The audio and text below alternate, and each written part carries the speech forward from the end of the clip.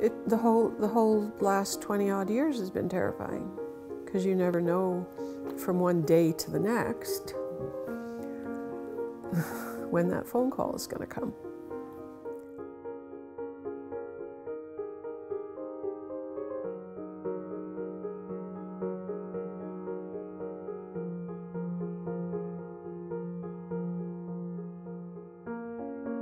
Well, like I said before, he was very curious. One of the things that I remember that really got my attention, because he was my first child, so this was new to me too.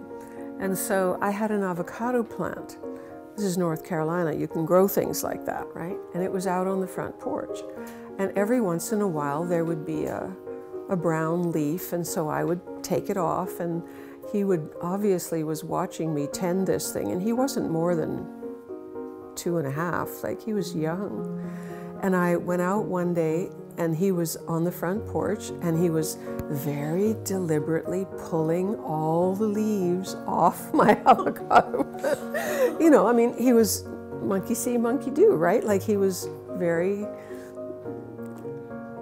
quick to pick up things. He imitated, and he was paying attention. He was a smart kid. The doctor who phoned me the first time I ever heard the word schizophrenia from, you know, about him, was when this doctor phoned and said that Josh was basically catatonic. He'd been standing in the hallway for half an hour and not moving.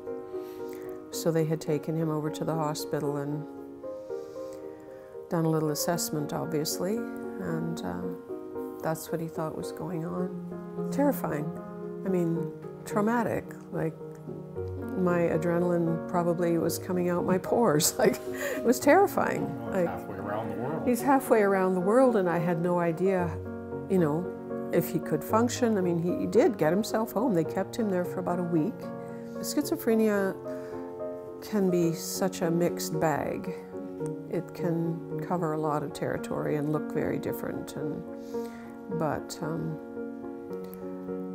so I didn't know what to expect.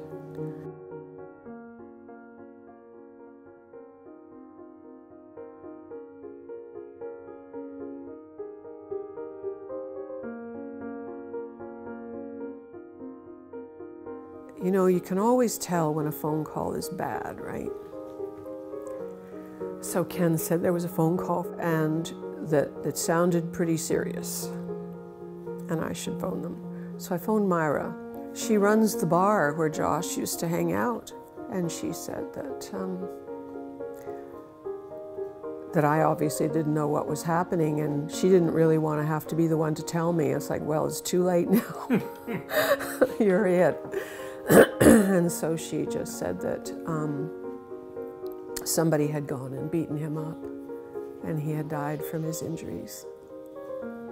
That's really all she knew. Actually, Myra's the one that told me, Google the TV station down there, WLOS in Asheville. Google the TV station and his name, and you get the whole story.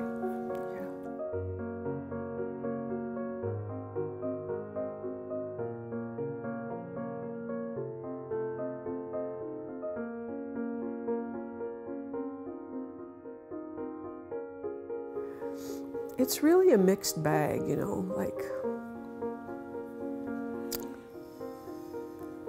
because I expected that phone call for years. You know, when he was in jail, anything could have happened, and just the way he lived, you know, like, things happen to people, right? And so you kind of wait for that phone call.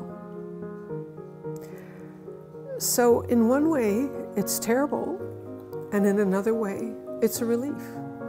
It is, because finally, he's safe.